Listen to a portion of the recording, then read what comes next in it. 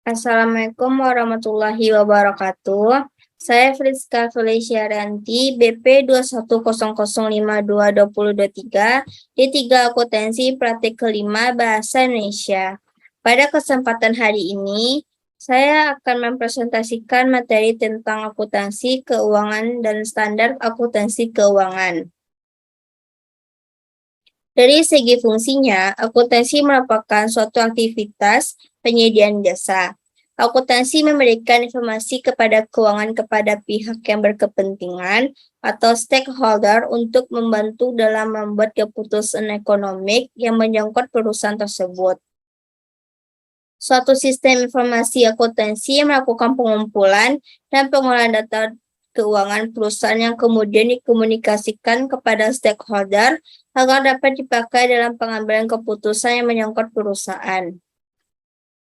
Ada tahap dalam kegiatan deskriptif analisis akuntansi mengidentifikasi berbagai transaksi ekonomi dalam suatu perusahaan, yaitu ada 4, pengukuran, pencatatan, pengolongan, dan peringkasan. Sehingga hanya informasi yang relevan dan saling berhubungan dan mampu memberikan secara layak terhadap keadaan keuangan dan hasil usaha perusahaan yang diintegrasikan dan disajikan dalam laporan keuangan. Pada ruang lingkup akuntansi ini ada terbagi 4. Yang pertama yaitu akuntansi keuangan atau financial accounting. Berfokus pada pengembangan dan komunikasi informasi keuangan kepada pemakai eksternal atau laporan keuangan yang disajikan biasanya lebih ringkas. Yang kedua yaitu akuntansi manajemen atau manajemen accounting, terutama berhubungan dengan pelaporan keuangan untuk pemakaian internal. Yang ketiga yaitu akuntansi pemerintahan, dan keempat yaitu akuntansi perpajakan. Stakeholder atau pihak berkepentingan terhadap perusahaan ada 2, ada pihak internal dan pihak eksternal. Pada pihak internal yaitu manajemen, memiliki kendali terhadap sistem akuntansi dan dapat menentukan informasi apa yang dibutuhkan, bagaimana informasi itu dilaporkan.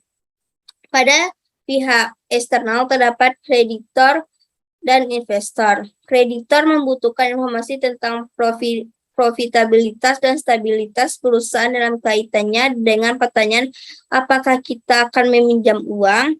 Berbeda dengan investor pemegang saham atau investor potensial yang membutuhkan informasi yang berhubungan dengan keamanan dan probabilitas dari investasi mereka. Laporan keuangan ini bersifat general purpose financial statement yang terdiri pada kelompok pertama ada 3, yaitu neraca, rugi laba, laporan perubahan posisi keuangan. Neraca adalah laporan tentang posisi keuangan perusahaan yang terdiri dari harta, utang, dan modal pada suatu tanggal tertentu. Rugi laba adalah laporan hasil usaha perusahaan dalam jangka waktu tertentu yang terdiri dari penghasilan dari penjualan utama, sampingan, luar biasa, dan biaya-biaya yang dikeluarkan untuk mendapatkan penghasilan tersebut.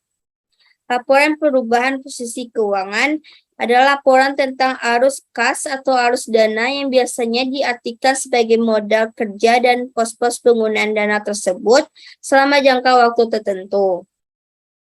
Laporan keuangan pada kelompok kedua berupa laporan perubahan laba ditahan, yaitu laporan tentang perubahan modal selama jangka waktu tertentu yang meliputi saldo awal, perubahan modal pada saldo akhir. Standar akuntansi keuangan ini menciptakan metode yang seragam untuk menyajikan informasi sehingga laporan keuangan dari berbagai perusahaan yang berbeda dapat dibandingkan dengan lebih mudah. Kumpulan konsep, standar, prosedur, metode, konvensi, dan kebiasaan dan praktik yang dipilih dianggap terterima di umum disebut dengan Generally Accepted Accounting Principle atau GAAP. Tujuan laporan keuangan ini pada tingkat pertama ini terdapat 4.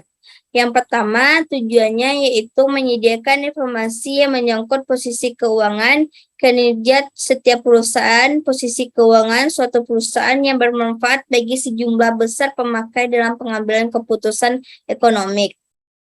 Tujuan kedua yaitu memenuhi kebutuhan bersama sebagian besar pemakai, namun demikian laporan keuangan tidak menyediakan semua informasi keuangan yang mungkin dibutuhkan pemakai dalam pengambilan keputusan.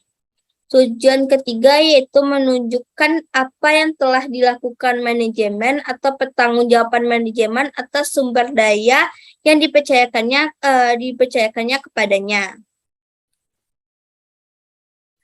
Tujuan keempat yaitu memberikan pengungkapan mengenai informasi lain yang berkaitan dengan laporan keuangan, misalnya informasi mengenai kebijakan akuntansi yang diatur perusahaan seperti penentuan metode depresiasi dan penilaian penyediaan.